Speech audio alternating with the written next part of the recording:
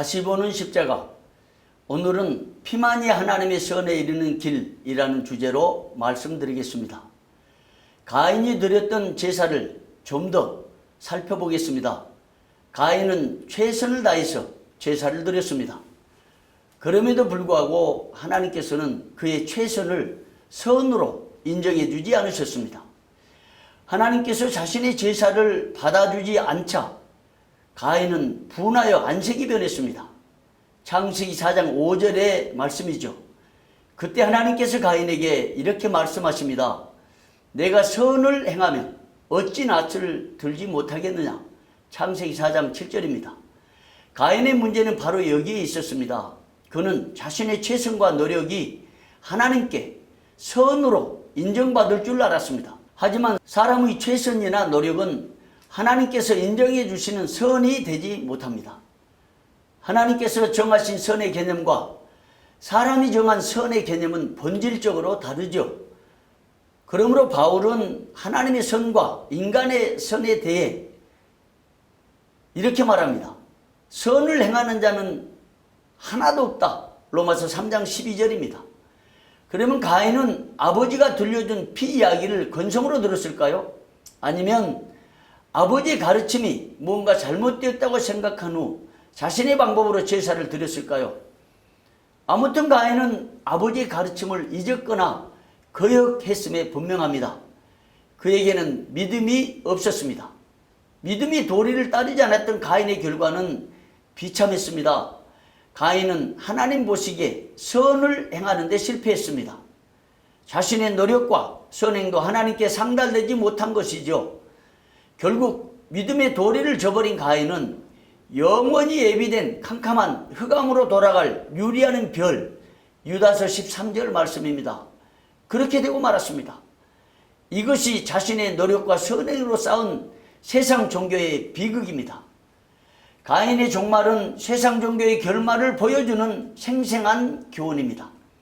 그러나 아벨은 달랐습니다. 그는 아버지의 가르침을 성실하게 따랐습니다. 아버지의 경험을 귀담아 들었던 것입니다.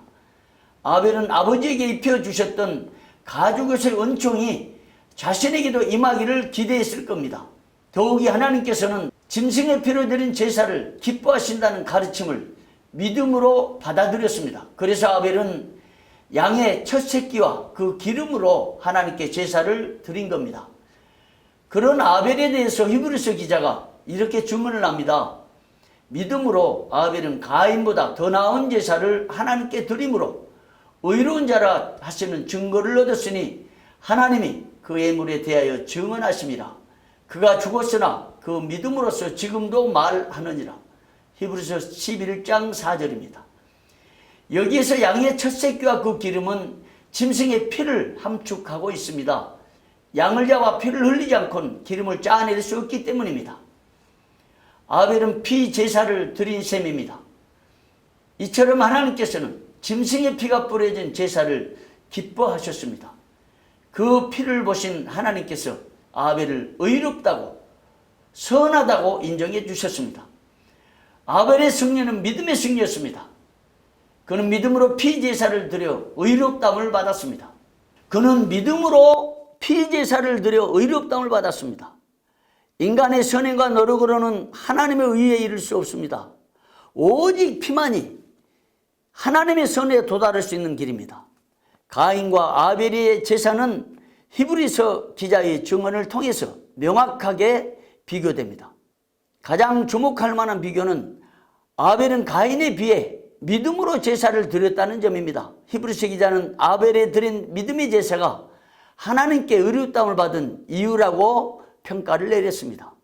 히브리서 기자는 비록 아벨이 죽었지만 그 믿음으로서 지금도 말한다고 기록한 것입니다.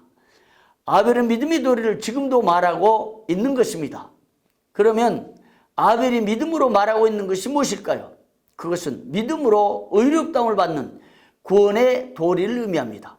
이것이 바로 기독교 복음의 출발선이요 기초석입니다. 바울이 로마서와 갈라디아서를 통해서 그토록 강조했던 이신칭의의 복음이 구약 초반에 계시되었으니 놀라운 일입니다. 다시 보는 십자가는 다음 시간에도 계속 이어집니다.